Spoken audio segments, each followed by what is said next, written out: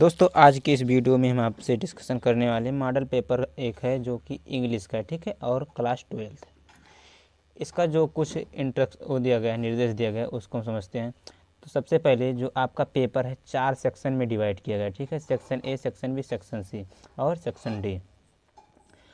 जो दूसरा क्या कह रहा है, दूसरा कह रहा है ऑल सेक्शन आर कंपलसरी, मतलब सभी सेक्शन के क्वेश्चन करना क्या है, अनिवार्य है। उसके बाद चलिए हम सेक्शन ए को डिस्कशन करते हैं। सेक्शन ए में आपको रीडिंग का क्वेश्चन आया, ठीक है। तो रीडिंग में जो इसका पहला क्वेश्चन है, पहला क्वेश्चन यहाँ पे दिया गया है, read the passage given below and answer the question that follow, ठीक है। यहाँ पे कह रहा है आपको एक पैसेज दिया गया जो ना कि आपके बुक में रहेगा, एक अनसीन पैसेज रहता है। इसमें कुछ क्वेश्चन दिए हैं तो उसको आपको इस पैसेज के अनुसार करना है, ठीक है। पैसेज को आप पढ़ेंगे, उसके बाद इसको करेंगे। अब बात करते हैं सेक्शन बी की। सेक्शन बी में क्या होता है, ये सेक्शन बी जो आपका क्वेश्चन है ये राइटिंग से संबंधित होता है, ठीक है। राइटिंग में आपको एक आर्टिकल लिखना होता है, एक एस्से के जैसा ही होता है।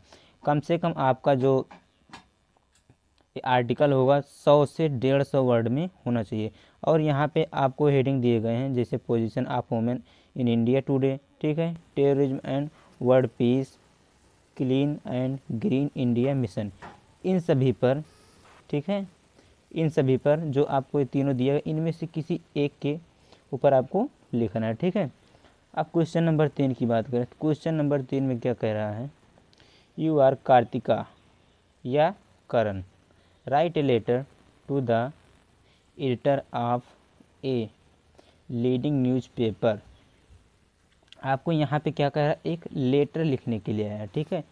क्या करने के लिए आया, एक लेटर लिखने के लिए आया। इस लेटर को आप लिख सकते हो, ठीक है। उसके बाद सेक्शन सी की बात करें तो सेक्शन सी में क्या होता है, आपका ये ग्रामर से संबंधित हो। इसमें टोटल ग्रामर पूछे जाएंगे। तो ग्रामर में आपसे लगभग कितने 10 क्वेश्चन पूछे गए हैं, ठीक है। कितने क्वेश्चन, 10 क्वेश्चन पूछे गए हैं। तो जो कि 10 इस प्रकार से हैं, चलिए हम डिस्कशन करते हैं। तो जो पहला क्वेश्चन है यहाँ पे डायरेक्ट और इनडायरेक्ट से आया है, ठीक है। उसके बाद दूसरा है सिंपल सेंटेंस बनाना है, तीसरे का क्या करना है, कॉम्प्लेक्स बनाना है, और चौथे का क्या करना है, पैसिव वॉइस में चेंज करना है। पाँचवें की बात करें, पाँचवें में आपको सेंटेंस दिया गया है, इसको आपको सही करना है, ठीक है। उसके बाद छठवें की बात करें तो छठवें में क्या है, give the synonyms of the following. यहाँ पे सिनोनिम्स पर्यायवाची आपको अटैक और डिटर्मिनेशन के इस दोनों की पर्यायवाची आपको देना है, ठीक है।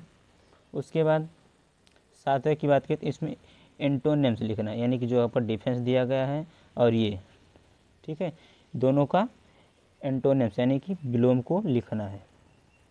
आठवें की बात करें तो आठवें में क्या कह रहा है दोस्तों, आठवें की बात करें तो आठवें में क्या कह रहा है, जो आपका यहाँ पे दो मीनिंग दिया गया, ठीक है, दो दिया गया, एक टेल है एक टेल है, ठीक है। इन दोनों में डिफरेंट क्या है, इन दोनों मीनिंगों में डिफरेंट क्या है, इनको आपको लिखना है, ठीक है। उसके बाद 9 नंबर की बात करें तो give one word for the following expression. जो आपका लिखा गया which can not be correct, मतलब जो सही नहीं हो सकता, उसको एक वर्ड में हम कैसे लिखेंगे, ठीक है। इसके लिए आप ग्रामर का पार्ट भी देख सकते हैं। तो अभी हम फिलहाल क्वेश्चन की बात करें तो क्वेश्चन नंबर जो 10 है आपका, इसमें क्या कह रहा है, use any two of the following idiom and phrases, idiom या phrase in your own sentence so as the to make their meaning clear, ठीक है। जो आपका यहाँ पे दिया गया है इसका या तो ईडियम या ईडियम और फ्रेज को लिखना है, जिससे आपका होगा an ex to green look into a red letter day, ठीक है। इन सभी को आपको लिखना है। अब यहाँ पे बात करें क्वेश्चन नंबर 5 की। क्वेश्चन नंबर 5 में क्या है, ट्रांसलेशन आपको करना, translate the following into the English. जो आपका हिंदी में ये लिखा गया है, हिंदी में लिखा है, इसको आपको इंग्लिश में इसका ट्रांसलेशन करना है। अब इसके बाद बात करते हैं सेक्शन डी। सेक्शन डी में आपका लिटरेचर यानी कि रचना से, यानी आपका बुक से एक क्वेश्चन पूछे जाएंगे, ठीक है। जो आपका टेक्स्ट बुक होता है उससे क्वेश्चन पूछे जाएंगे। अब यहाँ पे पहला जो 6 नंबर का क्वेश्चन, इसमें 3 क्वेश्चन दिए गए, ठीक है, जिनमें से आपको 2 क्वेश्चन करना है, 2 क्वेश्चन करना है। और यहाँ पे कम से कम आपका जो आंसर का वर्ड होना चाहिए 30 से 40 वर्ड लगभग होना चाहिए, ठीक है। कम से कम 30, अधिकतर 40 होना चाहिए। अब चाहे आप ये क्वेश्चन करिए या चाहे ये करिए चाहे ये करिए, 3 में से आप 2 करिए चाहे जो करिए, ठीक है। 7 नंबर की बात करें तो 7 नंबर में क्या है, answer any one the following question in about 100 word, मतलब 100 शब्दों में आप किसी एक प्रश्न का उत्तर दीजिए। जो यहाँ पे 2 प्रश्न दिए गए, ए वाला फर्स्ट वाला सेकंड वाला, ठीक है। इन दोनों में से किसी एक का आपको उत्तर देना और वह कम से कम 100 शब्दों में होना चाहिए। उसके बाद क्वेश्चन नंबर 8 की बात करें। क्वेश्चन नंबर 8 में ये दिया गया है, आपको यहाँ पे एक पैसेज दिया गया, ठीक है, जो कि पोएट्री का है। तो पोएट्री में ये पैसेज दिया गया पोएट्री का, तो इसमें 3 क्वेश्चन दिए गए। पहला क्वेश्चन है और ये दूसरा क्वेश्चन है, ठीक है। तो इनको आपको इसका आंसर देना है, ठीक है।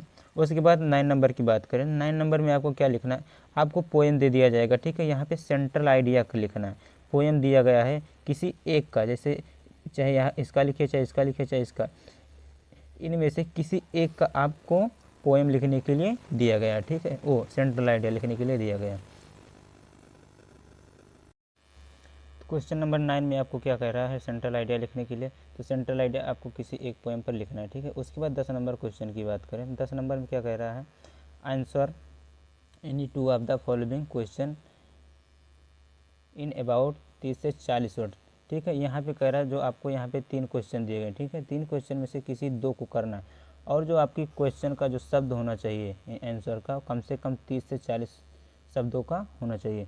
11 नंबर क्वेश्चन की बात करें तो 11 नंबर में आपको क्या कहता है, 11 नंबर में आंसर एनी वन, यानी आपको यहाँ पे केवल एक प्रश्न करना, ठीक है, एक प्रश्न करना और वह प्रश्न का आंसर जो हो लगभग 100 शब्दों में होना चाहिए। जो यहाँ पे 2 प्रश्न यहाँ पे दिखाए गए हैं, ठीक है, जैसे पहला हो गया और दूसरा, इनमें से आपको किसी एक को करना और कम से कम वह 100 शब्दों में होना